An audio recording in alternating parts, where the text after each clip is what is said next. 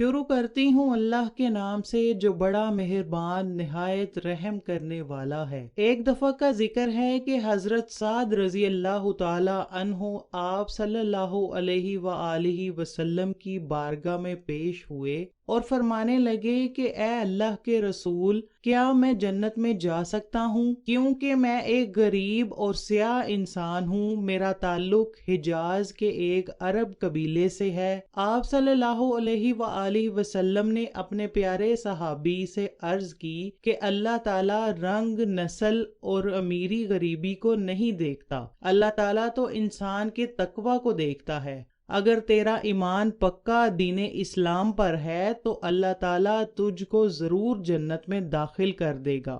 صحابی کہنے لگا کہ اللہ کے نبی، میرا رنگ سیاہ ہے، میں غریب ہوں، جس کی وجہ سے میرے ساتھ کوئی اپنی بیٹی کا رشتہ کرنے کے لیے تیار نہیں ہے۔ آپ صلی اللہ علیہ وآلہ وسلم کے ایک صحابی جن کا نام عمرو بن وہب ثقفی تھا، وہ بہت امیر تھے۔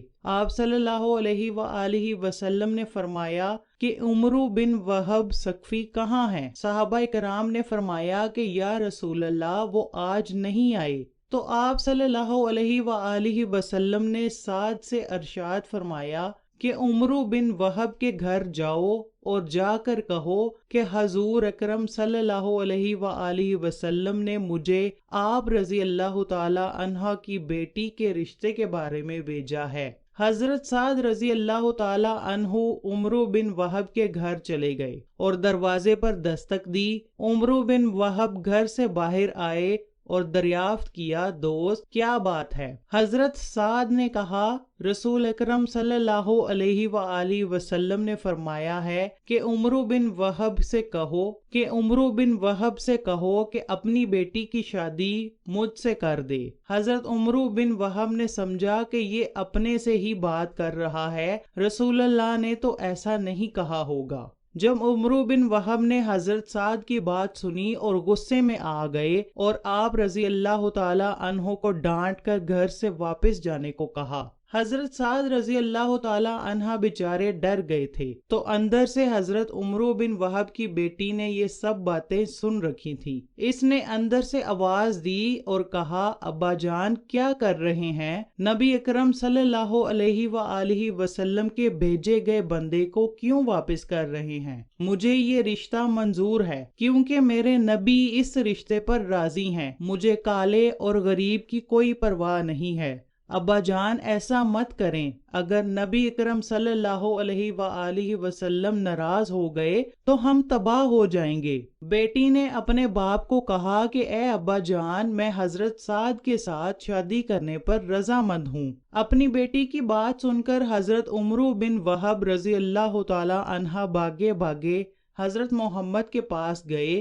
نبی اکرم صلی اللہ علیہ وآلہ وسلم سے فرمایا، اے اللہ کے نبی، مجھ سے غلطی ہو گئی ہے، فرمائیں میرے لیے کیا حکم ہے؟ رسول اللہ نے فرمایا کہ اپنی بیٹی کا نکاح حضرت سعد سے کر دو۔ حضرت عمرو بن وہب نے فرمایا، اے اللہ کے رسول، آپ نکاح پڑھائیں۔ آپ صلی اللہ علیہ وآلہ وسلم نے نکاح پڑھایا، حق مہر 400 درہم رکھا اور حضرت سعد سے فرمانے لگے کہ جاؤ جا کر اپنی بیوی کو لے آؤ۔ نبی اکرم کی بات سن کر حضرت سعد پریشان ہو گئے۔ نبی اکرم صلی اللہ علیہ وآلہ وسلم نے فرمایا، اے سعد پریشان کیوں ہو؟ حضرت سعد نے کہا، اے اللہ کے نبی، میرے پاس تو کوئی شے نہیں ہے، میں 400 درہم کہاں سے اکٹھے کروں گا؟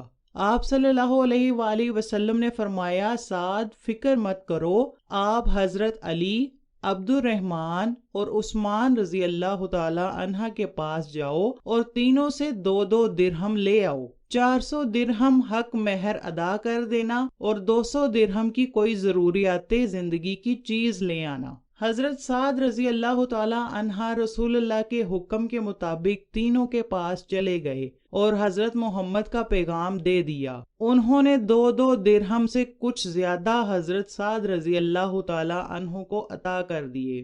آپ رضی اللہ تعالی عنہ یہ درہم وصول کر کے بہت خوش ہوئے۔ حضرت سعد نے سوچا کہ میں 400 درہم حق مہر ادا کر دوں گا اور باقی جو درہم ہے ان کا بازار سے جا کر ضروریات زندگی کا سامان لے آتا ہوں۔ حضرت سعد جو ہی بازار میں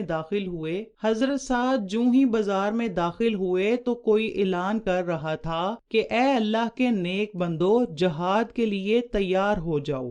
جہاد کے الفاظ سنتے ہی حضرت سعد نے اپنا سب کچھ اللہ تعالیٰ اور اس کے رسول پر قربان کر دیا۔ حضرت سعد نے آسمان کی طرف دیکھتے ہوئے فرمایا، اے دو جہانوں کے مالک، میرا یہ مال میری شادی پر نہیں بلکہ یہ سارا مال اس جگہ پر خرچ ہوگا جہاں میرا رب اور نبی اور سب مسلمان راضی ہو جائیں گے۔ حضرت سعد رضی اللہ تعالی عنہ کے کان میں آواز کا پڑنا ہی تھا کہ آپ رضی اللہ تعالی عنہ نے دنیا کی سب خوشیوں کو بھلا دیا اور یاد رکھا تو بس اللہ اور حضور اکرم کی محبت کو یاد رکھا۔ حضرت سعد رضی اللہ تعالی عنہ کے پاس جو درہم تھے، انہوں نے ان درہم کا ایک گھوڑا، ایک ڈھال اور ایک تلوار خریدی۔ اس وقت جب مسلمان جہاد کے لیے جایا کرتے تھے تو اپنے ساتھ زیادہ سامان نہیں لے کر جایا کرتے تھے۔ حضرت سعد رضی اللہ تعالی عنہ نے اپنے چہرے کو چھپاتے ہوئے اپنے گھوڑے پر سوار ہو گئے۔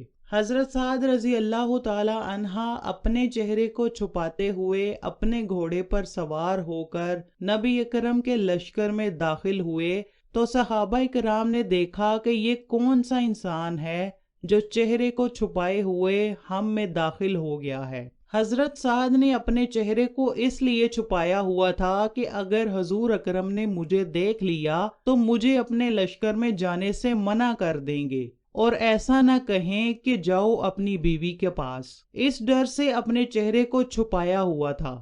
صحابہ کرام نے حضرت علی رضی اللہ تعالی عنہ سے پوچھا کہ یہ کون شخص ہے جو چہرہ چھپائے ہوئے لشکر میں داخل ہو گیا ہے؟ تو حضرت علی نے فرمایا کہ چھوڑو، اپنے کام کی طرف توجہ دو، کوئی پردیسی ہوگا جو جہاد میں شریک ہو کر ثواب حاصل کرنا چاہتا ہو۔ جب لشکر اسلام اور کفار کا لشکر جنگ کے لیے سامنے ہوا تو حضرت سعد بھی لشکر کے ساتھ لڑائی کے لیے تیار ہو گئے۔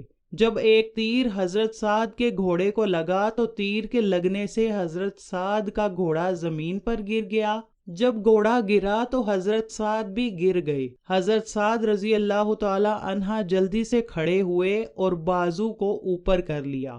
جب حضرت سعد نے اپنے بازوؤں کو اوپر کیا تو نبی اکرم کی نظر حضرت سعد کے سیاہ بازوؤں پر پڑی تو نبی اکرم نے فرمایا کہ مجھے تو سعد لگ رہا ہے۔ حضرت سعد نے کہا، جی حضور، میں سعد ہی ہوں۔ حضرت محمد صلی اللہ علیہ وآلہ وسلم نے حضرت سعد سے فرمایا، اے سعد، تو بڑا خوش نصیب ہے، اللہ تعالیٰ نے تیرے لیے جنت میں اعلیٰ مقام تیار کر رکھا ہے۔ نبی اکرم کی زبان مبارکہ سے یہ لفظ سنتے ہی حضرت سعد رضی اللہ تعالی عنہ بڑی تیزی سے دشمنوں کا مقابلہ کرنے لگے۔ حضرت سعد اسلام کی خاطر لڑتے لڑتے شہید ہوئے اور سارے لشکر میں یہ بات عام ہو گئی کہ حضرت سعد نے شہادت کا رتبہ حاصل کر لیا ہے۔ لشکر سے آواز بلند ہوئی کہ حضرت سعد شہید ہو گئے ہیں تو نبی اکرم صلی اللہ علیہ وآلہ وسلم فوراً حضرت سعد کے پاس گئے اور حضرت سعد کے سر مبارک کو اپنی گود میں رکھا اور آنکھوں سے آنسو جاری ہو گئے۔ حضور اکرم روتے ہوئے فرما رہے تھے کہ اے سعد، اللہ کے حضور تیرا یہ عمل بہت پسند کیا گیا ہے، اللہ اور نبی تیرے اس عمل پر بہت رضامند ہیں، اللہ تعالیٰ تجھے جنت میں اعلیٰ مقام سے نوازے گا۔ اللہ اکبر۔ یہ جذبہ ایمانی کہ اپنی شادی کی پہلی رات کو بھی جہاد پر قربان کر دیا اور شہادت نوش فرما لی۔ اللہ کریم ہمیں بھی ایسا ہی جذبہ عطا فرمائے۔